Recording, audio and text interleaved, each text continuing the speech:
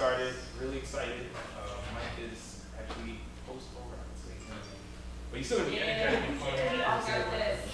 So we're in the MSK block, as you guys are all very well aware. And so when Mike and I were discussing all the fun topics we could possibly discuss, we thought about, again, some interesting topics, right? We could like bore you with normal just lectures, but that's no fun. And interestingly enough, last week I was in Baltimore for the East Point Counterpoint Conference. That's sort of the inspiration for where I get this idea of having us kind of go back and forth with these topics. And they spend a whole 2 days with hour each topics going back and forth about different topics, right? So half hour for each person to sit and actually argue different things. And interestingly enough, one of their topics last week was the role of non-surgeons in the trauma bay, which I thought was a really interesting discussion point. It's like, really, how can you say that other people aren't necessary? Needless to say, the four having not adjuncts, but non-surgeons in the trauma bay won out that discussion. So, anyway, so with that, I leave you with one of our topics of discussion, which is always, what do you do with penetrating extremity injuries, and how do we know what management is, right? Like when it's crazy, but what happens in some of those cases? So that's what we're going to talk about today. Yeah. Okay, thank you, Mike. Good morning, guys. Morning. Morning.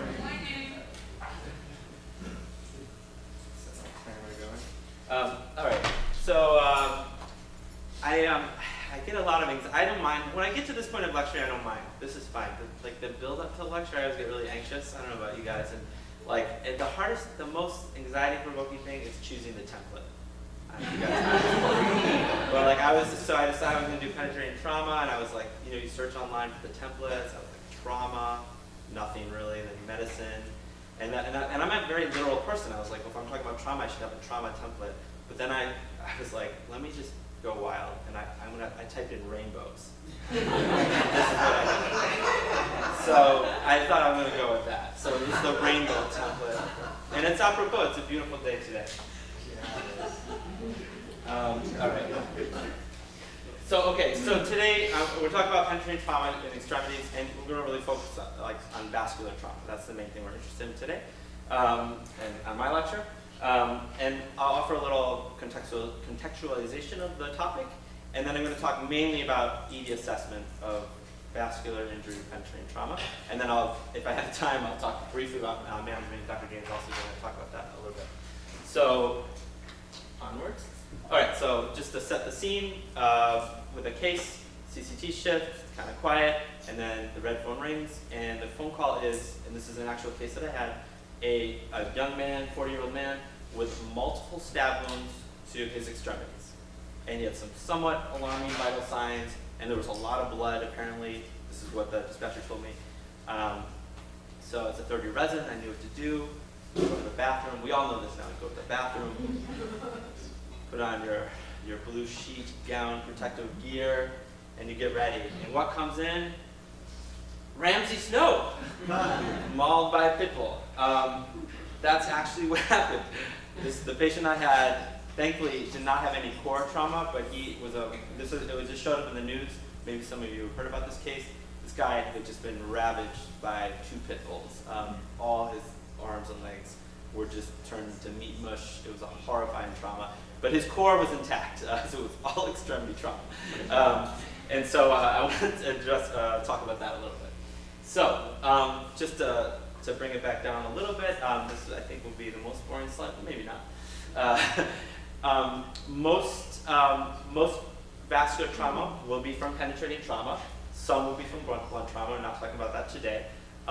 Most vascular trauma, penetrating trauma is caused by handguns, a little over 50%, and the rest is caused from some of it's caused from knife wounds, and then the other is more miscellaneous stuff, pit bulls and what have you. If you have a vascular injury, it's probably going to be the femoral popliteal system. It's actually the biggest system with the most surface area, but it also could very well be the brachial system or other arteries.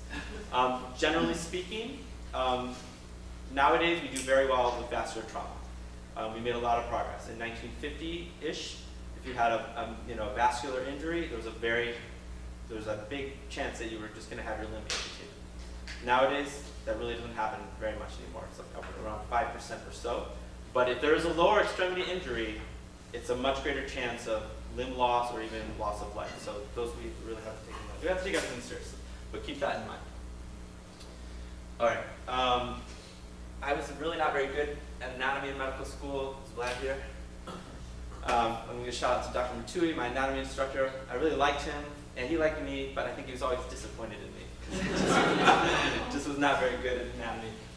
But I am going to just refresh our anatomy. I think we know this anatomy, but and there's nothing, I'm not going to talk anything too crazy. But when we're talking about the arteries of the upper extremity, you've got your, obviously, your subclavian artery, then it becomes your axillary artery, then it becomes your brachial artery. There's something called the deep brachial artery, the profunda brachii, that supplies the posterolateral aspect of the arm. But the rest of the brachial artery, which runs in the occipital groove here, or the, what's it called, the groove between the biceps, that artery then bifurcates into the ulnar and medial arteries. That's all you have to know for the upper extremity. For the lower extremity, we know our aorta bifurcates into the common iliacs, which then bifurcate into the external and internal iliacs. Internal goes to the pelvic, and the external iliac crosses the inguinal ligament and becomes the femoral artery. The femoral artery courses down the medial aspect of the leg, as we know from like our DVT studies and things like that, and then crosses posteriorly to become the popliteal artery, and then that bifurcates three times. One becomes the anterior tibial artery, which comes around to the front and becomes our palpable dorsalis pedis pulse at the front of our foot. The other two bifurcations of the popliteal artery are the fibular, or aka perineal artery, which goes to the posterolateral aspect of the leg, and then the posterior tibial artery, which goes to the posterior medial aspect, and you can palpate that behind the medial malleolus. So those are the two pulses that you can feel. Dorsalis pedis and the posterior tibial arteries, and they both come from the popliteal artery. So that's basically all I wanted to say about that. So thank you, Dr. Maturi, and onward. When we talk about vascular injuries, there's a couple types. You can have your intimal injury, which is more likely to be from blunt trauma, and that's just some kind of weakening or stress on the artery itself. You can have a complete wall defect, which is like a slashing of the artery. So the artery wall is now open, blood can exit the artery. You can also have a complete transection, as in the picture here, so cut right in half. One of the sequelae of a complete wall defect is actually an AV fistula, a traumatic arteriovenous fistula, and that's where an abnormal connection is made between the artery and the vein. And lastly, there's a spasm. Just fun fact, that it's believed, or it's considered that if there's some kind of evolutionary trick that we have, if we have a complete transection of our artery and our systolic blood pressure drops below 80, arteries are more likely to spasm at that point and prevent any additional hemorrhage. So that's sometimes how we can survive these things. Okay. Quickly, a word about aneurysms. It's a word that comes up in penetrating trauma. And I always found this so confusing, the true aneurysm versus the pseudoaneurysm. So here it is, so we can all understand, at least I can finally understand it. A true aneurysm will be a weakening of the intima, but the blood will always be contained within the artery, and the artery will balloon like an aneurysm. A false aneurysm, and I don't know why they call it false, because it's a terrible injury. There's a defect, a complete wall defect. So blood is exiting the artery, and it forms a hematoma, and that hematoma may or may not be contained by the surrounding tissue. So that's what a false aneurysm is. And then there's dissection, which we're not going to really address today. It could be from shearing force or blunt trauma. All right. So that's into the background. Now we'll talk about ED assessment of extremity trauma. So here we go. So what do we do? There is actually an algorithm, and this is the algorithm. So I'm going to walk you through it pretty quickly. So first thing first, ATLS primary survey. We'll assume that the A and the B are intact, so we're going to focus on the circulation. If the patient's bleeding, we're going to stop the bleeding, try to compress it. If it's like a radial bleed, you may try to compress the brachial artery or the femoral artery. Put direct pressure on the wound itself. The patient may need resuscitation, fluid, blood, whatever it happens to be. You need to have blood pressure, vital signs monitoring, all that. And then you'll do your secondary survey later. But as part of the primary survey, what we're trying to see is if there are hard signs of vascular injury. That's like part of our primary survey. If there are hard signs, and we'll discuss what those are, then the patient's going to go to the operating room. And that's basically it. So if there are hard signs, you're done. You do your ABCs, you resuscitate, and get the patient to the OR. Okay. If there's no hard signs, and the patient's not going to the OR right away, then you have to evaluate, as part of your secondary survey, you have to evaluate for soft signs. And we'll talk about what those are. If there are soft signs, you have to get something called an API. And you guys may know this is the API. But the API is the arterial pressure index. And we're going to talk about what that is. If the API is less than 0.9, you need to get imaging. And if the imaging shows any arterial damage, any vascular damage, the patient's going to the OR. If the imaging shows spasm or a minor intimal defect, you could consider obsing the patient. Likewise, if the arterial pressure index is greater than 0.9, send the patient home. You're done. Patient needs follow-up, but they don't need to stay in the ED. There's nothing more to be done. Similarly, if the imaging shows no vascular injury, then the patient can go home if they need follow-up. Lastly, there's a question of an equivocal exam. You're not really sure if there's soft signs, or the patient may be in shock, may be hypotensive, may be hypothermic, may be really morbidly obese, and you just can't assess. You should try to resuscitate, warm the patient, try to do a better job with your API, and if it's still equivocal, then obviously you should image. So in my case, I started this with the pitball mauling guy. It was completely equivocal. His extremities were a mushy mess. I had no idea if there was arterial bleeding or not. I just had no idea. So they just imaged everything. All 4 extremities got imaged. And I think that was the right thing to do. Okay, the arterial pressure index. Has anybody not done this? Right. So this is a useful thing to know how to do. You need to get the Doppler with the vascular probe, get some gel. You apply the sphygmomanometer, and you got to take 2 extremities. You take the affected limb and another limb. You know, for the brachial, ankle brachial index, use the ankle and the brachial. It doesn't have to be that. It could be the ankle, it could be the brachial, brachial. You're comparing the affected limb with the unaffected limb. You take the systolic blood pressure of the affected limb and divide it by the systolic blood pressure of another limb. And if that value is more than 0.9, then it's considered normal. And like, if there's no other reason to keep the patient go home. On the other hand, if it's less than 0.9, that suggests a vascular injury. Now, there could be a false positive, the patient has arterial disease or something like that, but that's no reason not to get imaging. You have to get imaging. API. Question? Okay, the hard signs. So I said we were talking about this. We actually probably should know these in our head.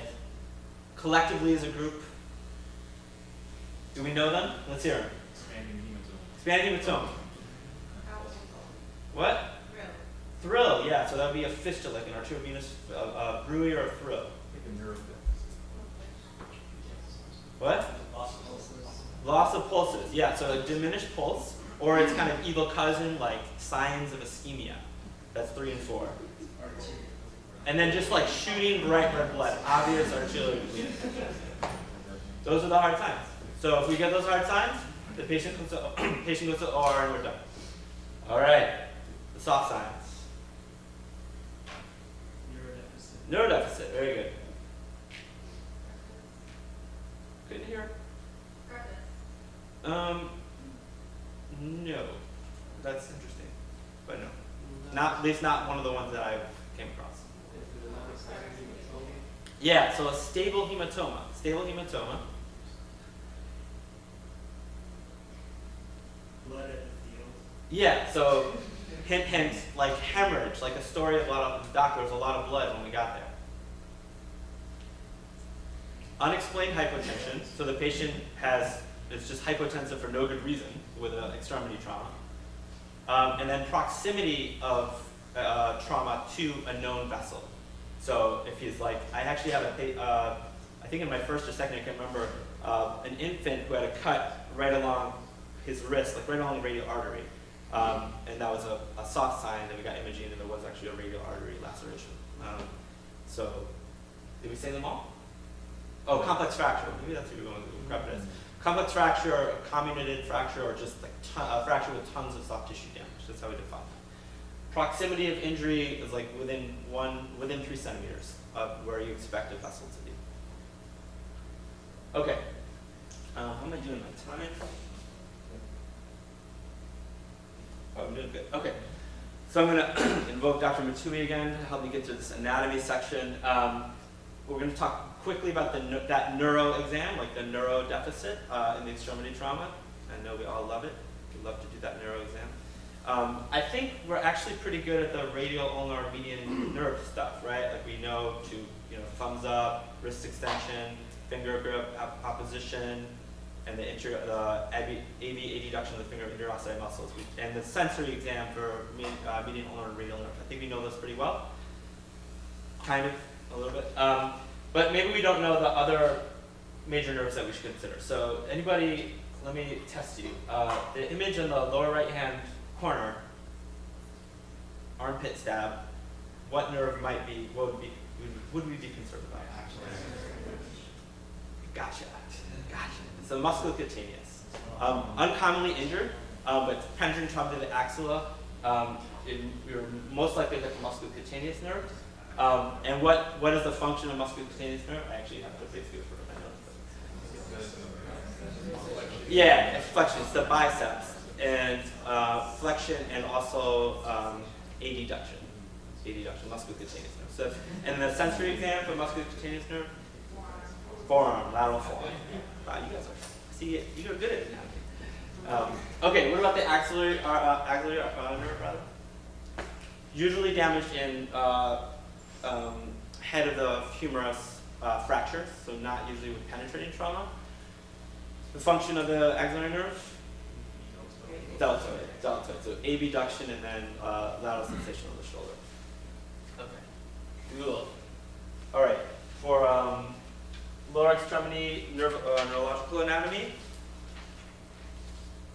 all right. So I guess I'll just test you. So again, lower right hand image. What nerve should we be concerned about?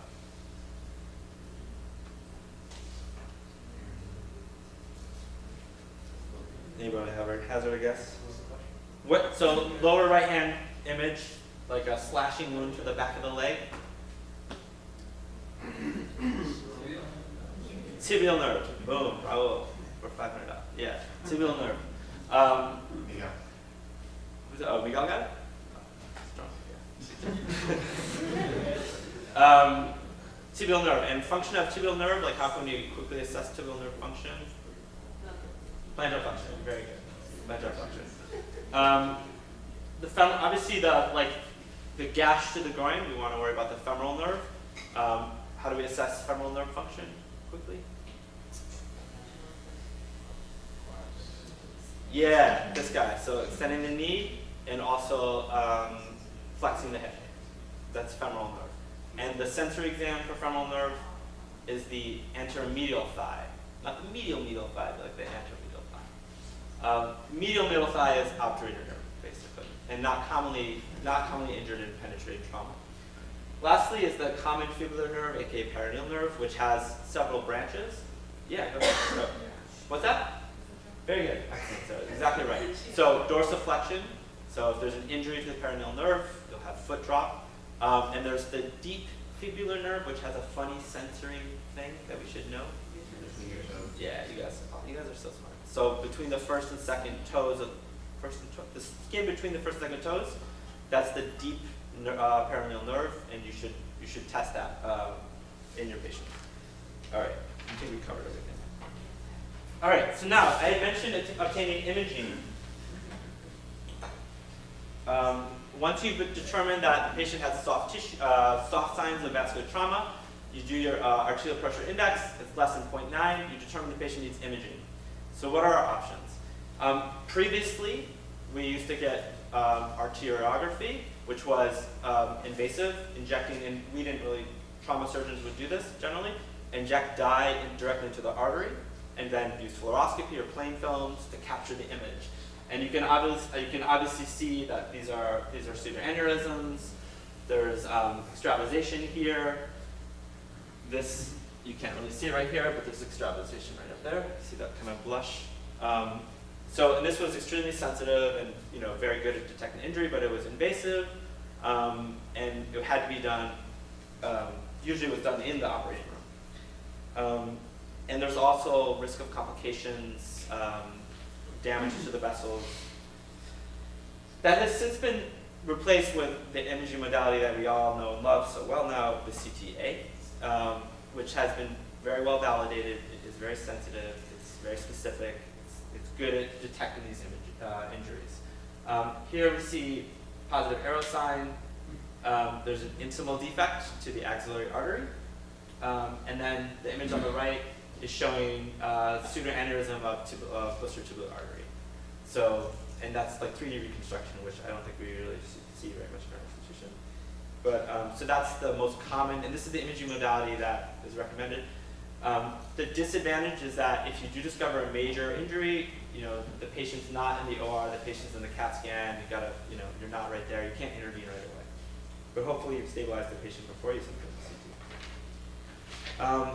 Lastly is use of ultrasound, and there is maybe more and more a role for bedside sonography of the vessels.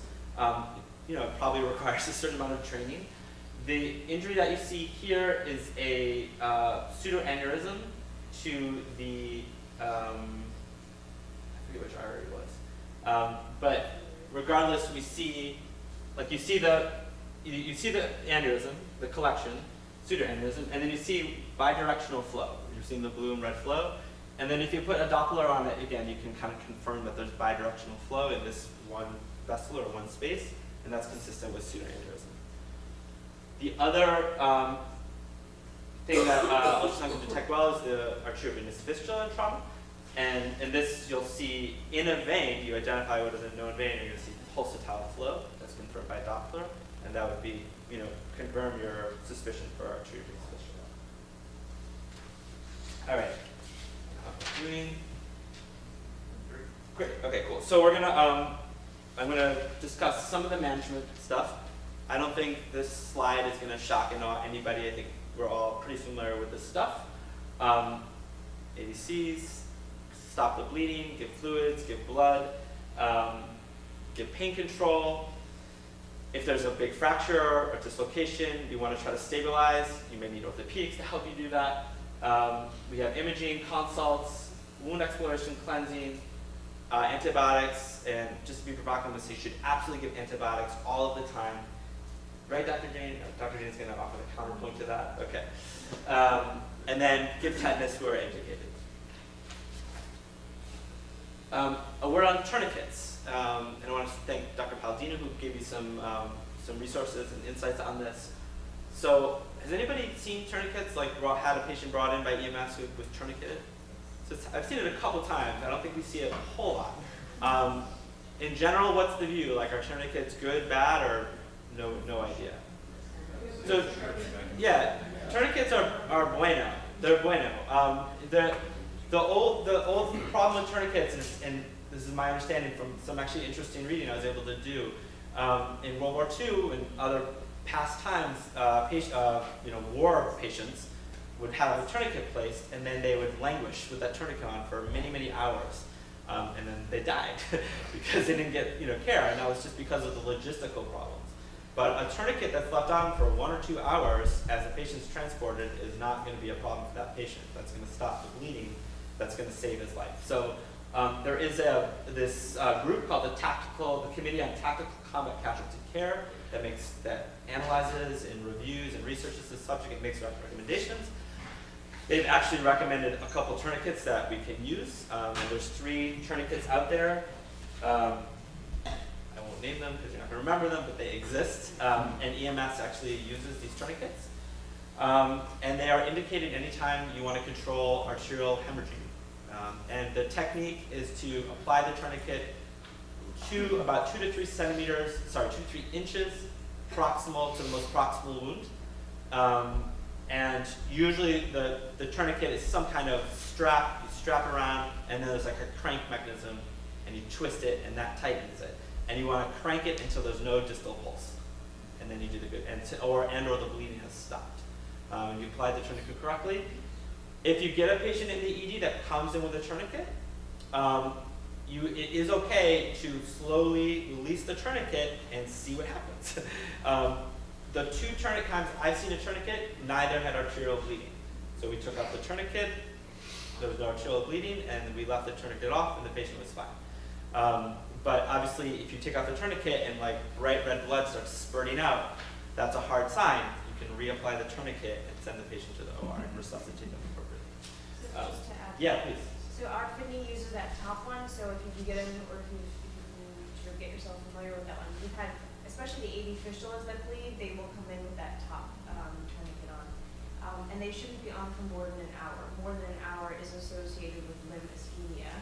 And then when you release it, you've got all this dead tissue stuff coming back, right? So that can actually cause a whole slew of other metabolic derangements. So if you have a situation where you're nearing on an hour because you're waiting for other stuff, release it, allow for some blood flow, and then clamp it back on. Make it back, okay.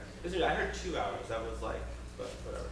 Yeah, 2 Okay. hours you start increasing your time. So most literature says 1 hour. 1 hour, okay, thank you for the clarification. Okay, moving on. For wound management, again, I think no big surprises here. We know that we have to explore our wounds carefully. Once you've determined there's no vascular injury and you're going to maybe manage this on your own, you're going to explore the wound, make sure there's no significant tendon involvement, make sure there's no obvious nerve involvement. You're going to clean the crap out of it, literally. In terms of the PSI, this is something that I wasn't really sure about, but you want to achieve a pounds per square inch PSI of around 10, at least 10. And tap water is about 40. So tap water is more than enough PSI to generate the power you need to clean out the wound. A technique that I've used that I've been told actually doesn't generate the PSI, I don't know if people do this technique, you stick a needle into a bag of saline and squeeze that bag onto it, you're actually not generating 10 PSI. So no bueno, you should stop doing that technique. Also very expensive. What's that? It's also very expensive. And maybe expensive. So, okay. And then we're going to close it as indicated. And I won't get too much into that, but more, if it's open for more than maybe 8-12 hours, you may want to consider not closing it. And then bite wounds, as Dr. Jarrett talked about recently, we generally don't close those. Or very, very large contaminated wounds. Okay, so antibiotics, Dr. Jane's going to go into this a little bit more, but generally speaking, you don't have to antibiotics penetrating trauma wounds unless they're really, really filthy. You have other patient has underlying medical problems. If you were to antibiotics, you could just cover for skin flora, unless the injury is such, like involving some weird circumstances like farm equipment or something like that, you're concerned for other bugs. And then obviously we want to give tetanus prophylaxis where indicated.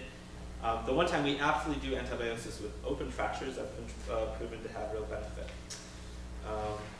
And for my kind of penultimate slide, just to keep in mind complications of penetrating trauma. So even if you're discharging the patient, they can have complications. They can have infection, soft tissue infection. They can have a joint space infection. So if you're concerned for joint space involvement, which is called a traumatic arthrotomy, then you actually should definitely get imaging and definitely get ortho on board. Because that would be like a surgical emergency. They need to have a washout of their joint. And then even with a normal API, normal imaging, there are still missed vascular injuries. Traumatic fistulas, pseudoaneurysms can develop, and they can be small initially, subclinical, but then they evolve over time and could be bad for the patient. So they need appropriate follow-up no matter what. They need to be checked out again. And lastly, the dreaded compartment syndrome. In penetrating trauma, it's rare, with the exception of a penetrating trauma below the knee in the proximal half of the area below the knee. So from knee to mid-tibia, if you have a penetrating trauma there, they're actually at very high risk for compartment syndrome. And if there's a fracture of the tibia or fibula, then they're very high risk for compartment syndrome. So these patients, penetrating trauma below the knee to the mid-tibia, even if there's no vascular injury, and even if you would otherwise send the patient home, you actually may want to obs the patient because they have a high risk of compartment. So that's about it. So just for takeaway, to recap the lecture, obviously stop bleeding, primary survey, get blood, know your heart, and soft signs. You have to know how to do an arterial pressure index. You have to do it if there's a soft sign. If it's positive, you got to get imaging. The imaging of choice for us is the CTA. There may be a role for ultrasound coming up more and more. Know your wound management. And then basically, these patients, we're admitting them to the OR, or we're sending them home with follow-up unless they have spasm, a small intimal injury, or they've got penetrating trauma to the below the knee mid tibia. Those patients probably should be put in observation. That's it.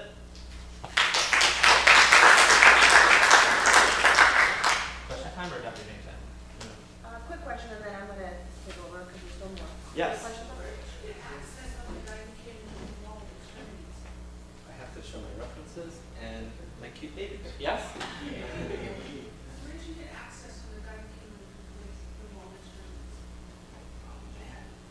You know what? He did have like portions of his body that were not mauled. So I think like he had like some vein in his arm that was available. Yeah. I don't think I got access on him, but somebody did. Yeah. It was like truly out of Game of Thrones. It was a gruesome. IO might be okay. So if this looks like an injury, when it flew in, it's just falling out. Right. DJs are usually a good place because they're usually away from the extremities. So this way you can actually get something a little bit more proximal too. So before I jump into this, just a couple of things so I make sure not to forget.